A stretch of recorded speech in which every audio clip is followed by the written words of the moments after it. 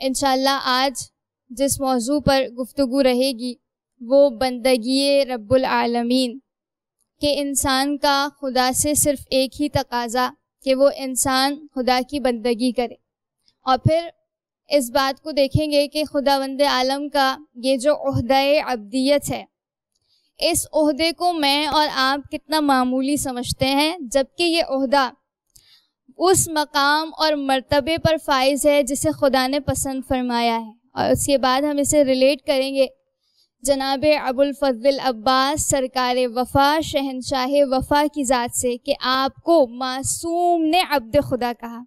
یہ معمولی مقام اور مرتبہ نہیں ہے۔ اور پھر ہم دیکھیں گے کہ اپنے کردار اور اپنی زندگی کو کیسے تراشیں کردار ابو الفضل عباس کو دیکھتے ہوئے، اور جناب ابو الفضل عباس کی ایمانی اور عرفانی شخصیت سے میں اور آپ اپنی پرسنالٹی کو کیسے ڈیولپ کر سکتے ہیں انشاءاللہ۔ جس سورہ کی اور جس آیت کی تلاوت کا شرف آپ کے سامنے پیش کیا، سورہ زاریات کی آیت، جس میں خدا فرماتا ہے وَمَا خَلَقْتُ الْجِنَّ وَالْإِنسَ إِلَّا لِيَعْبُدُونَ، میں نے جنوں اور انسانوں کو نہیں پیدا کیا مگر یہ کہ وہ میری عبادت اور بندگی کریں۔ یعنی یہ وہ مقام اور وہ مرتبہ جسے خدا نے پسند بھی فرمایا ہے اور جس کا تقاضا بھی فرمایا ہے۔ یعنی کیا مطلب؟ انسان ایک معبود حقیقی کا بندہ بن کر زندگی گزارے۔ انسان اس لیے نہیں آیا کہ وہ مال کا بندہ بن کے رہے، شہرت کا بندہ، اپنی خواہشات نفسانی کا بندہ بن کے رہے۔ ایک معبود حقیقی کا بندہ بن کر رہنا، یہ انسان کا معیار ہونا بہت ضروری ہے۔ اور خود یہ وہ مقام اور مرتبہ کہ جس کو سمجھنے کے لیے یہی کافی ہے کہ ہر مقام اور عہدے تک پہنچنے کے لیے جو پہلا اسٹیپ ہے، جو بنیاد ہے، وہ مقام بندگی ہے۔ غور فرمائیں، خود پروردگار عالم نے سورہ بقرہ کی آیات میں جب ارشاد فرمایا جناب ابراہیم علیہ السلام کے بارے میں، خدا فرماتا ہے کہ ہم نے ابراہیم کا امتحان لیا، اور جیسے ہی جناب ابراہیم کا امتحان لیا اس موقع پر کہ جب آپ تمام امتحانات میں کامیاب ہو گئے تو خدا نے انہیں مقام اور مرتبہ یہ عطا کیا کہ آپ کو تمام انسانوں کا امام بنایا۔ بہت توجہ فرمائیے گا۔ یعنی اس کے بعد جیسے ہی جناب ابراہیم نے دیکھا کہ اس مقام اور اس منصب کا کتنا بڑا خدا کی بارگاہ میں مقام ہے، تو اگلا سوال کیا کہ اے پروردگار، کیا تو نے یہ امامت کا عہدہ میری نسل میں قرار دیا ہے؟ جیسے ہی سوال کیا تو خداوند عالم کا جو جواب آیا، خدا نے نہ ہاں کہا نہ کہا۔ بہت توجہ کیجیے گا، خدا نے ایک کلی قاعدہ دے دیا جو ہم سب کے لیے اور ہمارے بہت سے سوالوں کا جواب ہے۔ جیسے ہی جناب ابراہیم نے سوال کیا کہ پروردگارہ، کیا تو نے میری نسل میں عہدہ امامت کو رکھا؟ تو خدا کی آواز آئی کہ اے ابراہیم خلیل خدا، یہ عہدہ میں نے ظالموں کے لیے نہیں رکھا۔ اور فرمائے، یعنی آپ توجہ کیجئے کہ جب جناب ابراہیم اپنی زندگی کے آخری مراحل میں پہنچے اور جناب ابراہیم کو تمام چیزوں میں اللہ نے امتحان کے بعد کامیابی عطا کی، اس کے بعد انہیں عہدہ امامت سے نوازا۔ بہت توجہ چاہتی ہوں۔ یعنی اور یہ میں نے ایسے ہی بات نہیں کی، خود چھٹے امام صادق آل محمد امام جعفر صادق، اللہم صلی علی محمد وعلی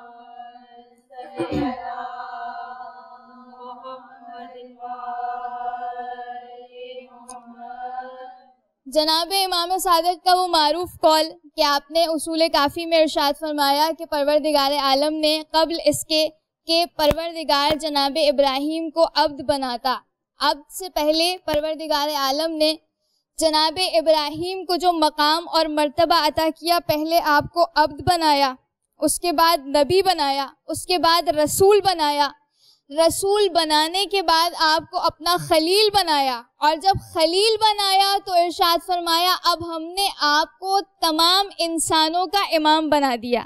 یعنی آپ توجہ کیجئے، اس حدیث سے سمجھ میں آیا کہ خداوند عالم کا جو عہدہ امامت ہے وہ سب سے بلند تر ہے، لیکن اس عہدہ امامت تک پہنچنے کے لیے جو بنیاد ہے، جو سب سے پہلا زینہ ہے، جو سب سے پہلا اسٹیپ ہے، وہ بندگی رب العالمین ہے. بہت توجہ چاہتی ہوں.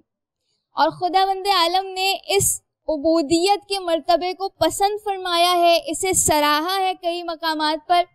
جب میں اور آپ تشہد پڑھتے ہیں، اس تشہد کا پہلا جملہ اشہد ان محمدن عبدہ و رسولہ، یعنی عبدیت پہلے ہے، رسول اللہ کا منصب رسالت بعد میں ہے. اسی طرح قرآن کی آیات جس میں خدا فرماتا ہے پاک اور بابرکت ہے وہ ذات جو لے گئی اپنے بندے کو. توجہ، نہیں کہا خدا نے کہ اپنے نبی کو لے گئی، نہیں کہا رسول کو لے گئی، نہیں کہا تاہا نبی کو لے گئی، کسی القاب سے نہیں پکارا، بس پکارا تو اس جملے سے اور اس عہدے سے کہ پاک اور بابرکت ہے وہ ذات جو اپنے نبی کو لے گئی، اپنے بندے کو لے گئی مسجد حرام سے مسجد اقصی کی جانب. بہت توجہ. اور یہ وہ عہدہ اور یہ وہ مقام اور یہ وہ منزلت کہ آپ توجہ کیجئے کہ اگر رسول اللہ کے بعد جو عالی ترین ذات کائنات میں ہے، ہم سب جانتے ہیں جناب امیر المؤمنین علی ابن ابی طالب علیہ الصلاۃ والسلام، آپ کی ذات، آپ پر ہمارا لاکھوں درود اور سلام. اللہم صلی علی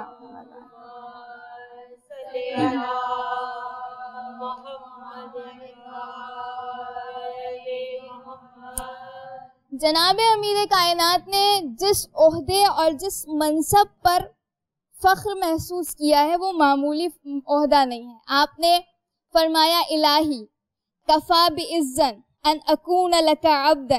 توجہ، الہی کفا بعزن ان اکون لک عبدا وکفا بفخرا ان تکون لی ربا. اے خدا، علی کی عزت کے لیے یہی کافی ہے کہ وہ تیرا بندہ ہے. اللہ اکبر. اور اے خدا، میرے فخر کے لیے یہی کافی ہے کہ تو مجھ علی ابن ابی طالب کا رب ہے. یعنی امیر المومنین کے لیے عزت اس میں نہیں ہے کہ وہ فاتح خیبر ہیں. جناب امیر کے لیے عزت اس میں نہیں ہے وہ قاتل مرحب و انتر ہیں. جناب امیر المومنین کے لیے عزت اس میں نہیں ہے کہ وہ کعبے میں پیدا ہوئے، بلکہ آپ نے فرمایا میرے لیے اگر عزت ہے تو اس بات میں کہ میں خداوند عالم کی بارگاہ میں اپنے آپ کو ایک بندہ، ایک عبد تصور کرتا ہوں. لہٰذا اور مزید آگے بڑھیے. کچھ وہ ہیں جنہیں خداوند عالم نے اس عہدے کو عطا فرمایا ہے، اور کچھ وہ ہیں جنہوں نے اس عہدے کے لیے اپنے آپ کو پسند فرمایا ہے. لیکن ایک کائنات میں ایسی شخصیت ہے کہ جو صرف عبد نہیں ہے بلکہ کون ہے؟ معصوم کا جملہ. جب میں اور آپ زیارت عاشورہ کی تلاوت کرتے ہیں تو پہلا ہی جملہ یہ کہتے ہیں السلام علیک یا ابا عبداللہ. میں توجہ چاہتی ہوں، یعنی عبد نہیں کہا، عبد پر سلام نہیں، وہ حسین ابن علی کہ جو ساری کائنات کو بندگی سکھانے والا ہے. اور یہ بحث اپنے مقام پر کہ یہ کنیت وصفی ہے، حقیقی ہے، تکریمی ہے. بس اتنا جان لیجئے کہ آج دنیا میں جتنی عبادتیں ہیں وہ مرہون منت سرکار ابا عبداللہ سید الشہداء کی ہیں. آج کائنات میں اگر بندگی ہے تو اس بندگی کو معراج اور کمال پر پہنچانے والی شخصیت ابا عبداللہ الحسین کی ہے. اور فرمائے لہٰذا اس فرش ادا پر آنے کے بعد جب میں اور آپ جناب ابا عبداللہ کی بارگاہ میں سلام پیش کرتے ہیں اور کہتے ہیں کہ السلام علیکہ یا ابا عبداللہ، اے ابا عبداللہ، اے کائنات کو بندگی سکھانے والے مولا آپ پر سلام ہو، تو جب میں اور آپ یہ جملہ ابا عبداللہ کی بارگاہ میں کہیں گے تو تھوڑا سا رشتہ مضبوط ہوگا بندگی کی جانب. اور یہ خداوند عالم کو میں نے بار بار عرض کیا آپ کی خدمت میں، اتنا عہدہ پسند ہے کہ خدا نے ایک پورا چیپٹر رکھا ہے سورہ فرقان میں. آپ جا کر دیکھیے گا کہ خداوند عالم نے ایک ٹائٹل دیا ہے عباد الرحمن کی صفات. یعنی خدا اتنا پسند فرماتا ہے یہ عہدہ کہ خدا سمجھانا چاہتا ہے اگر کوئی عباد الرحمن بننا چاہتا ہے اور عبد خدا بن کر اپنی زندگی گزارنا چاہتا ہے تو وہ ان صفات کو اپنے اندر شامل کرے جو سورہ فرقان کی آخری آیات. اور دیکھیے میں نے ابتدا میں آپ کی خدمت میں جو جملہ پیش کیا کہ ہم سمجھتے ہیں کہ یہ بندگی اور عبادت بہت محدود ہے، یعنی ہم نے ظاہری عبادت کی، نماز پڑھی، روزہ رکھا تو ہم سمجھتے ہیں کہ ہم نے عبادت کا حق ادا کیا. لیکن میں یہاں آپ کی خدمت میں حدیث معراج پیش کرنا چاہتی ہوں، جب ختمی مرتبت حضرت محمد مصطفیٰ صلی اللہ علیہ وآلہ وسلم اللہم صلی علی محمد